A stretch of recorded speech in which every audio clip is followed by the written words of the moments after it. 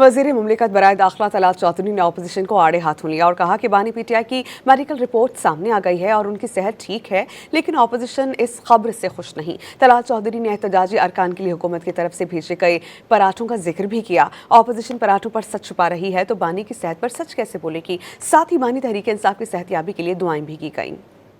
जो अपोजिशन कौम से ये सच नहीं बोल सकती कि उन्होंने एहतजाज में पराठे खाए कि नहीं खाए, वो बाकी सच कैसे बोलेगी।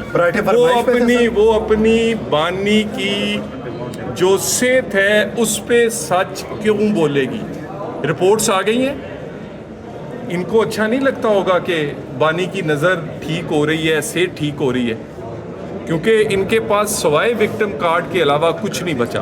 अफसोस के साथ जो विक्टिम कार्ड खेल रहे हैं, अल्लाह मियाँ बानी को सेहत दे। उनकी आँख पहले से बेहतर हुई है, वो सेहतमंद हैं। इन्हें नहीं अच्छा लगेगा कि अच्छी रिपोर्ट आई। अच्छा